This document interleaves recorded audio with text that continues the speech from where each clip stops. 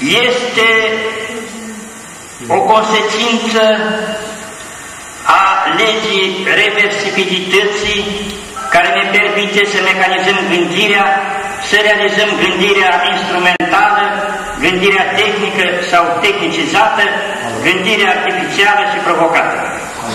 Astfel de secvențe inedite din anii de viață ai marelui om de știință au putut fi vizionate în cadrul acestui simpozion. În sală au fost prezente atât autoritățile locale, dar și profesori și elevi din municipiu. Unii dintre aceștia au fost și cei care astăzi învață la școala care poartă numele marelui savant. Sunt elevă la Liceul Pedagogic Ștefano Dobreja, un liceu cu renume în județul nostru și de asemenea cu un om, Ștefano Dobreja, reprezentantul liceului nostru, de seamă, atât pentru țară, cât și pentru întreaga lume. Tocmai de aceea mă simt mândră să particip și astăzi la simpozion. Mă mândresc cu cel care l-a deschis, deoarece este părintele psihociberneticii și este chiar creatorul ei. Pentru mine este chiar important, deoarece n-am fi avut descoperirile din ziua de azi, celulele și toate programele pe care noi le utilizăm zi de zi. Deci este o personalitate importantă a fiecăruia dintre noi. V-a pasionat și de științele exacte? Te-ai gândit mai târziu la carieră în domeniu, știu eu, medic, inginer? Da, m-am gândit să dau la medicină, sunt la profil de biochimie cu intensivă engleză.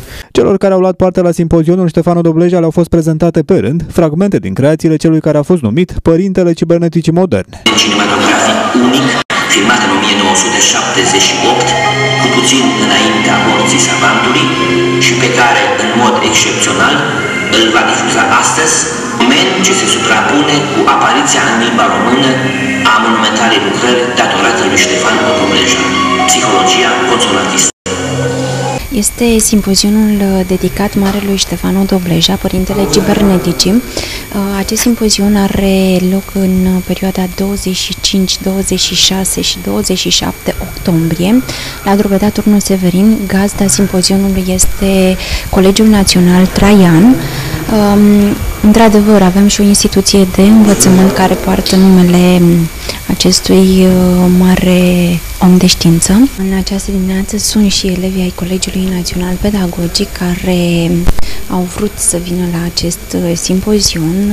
Sunt mândră că, într-o oarecare măsură, sunt reprezentantul Colegiului Național Pedagogic Ștefano Dobreja. Îi felicit pe organizator pentru această manifestare cu dublu rol, acela științific de a aduce în aminte celor prezenți opera Marelui Savant, iar în al doilea rând faptul că încercăm să le readucem în aminte severinenilor și mehedințenilor de puterea și mintea acestui om extraordinar care ne-a reprezentat cu cinste nu numai la nivel național, ci și la nivel mondial. E o manifestare extraordinară, o manifestare pe care o sprijinim de la nivelul administrației locale. Activitățile dedicate vieții și muncii marelui savant mehedințean se vor încheia mâine.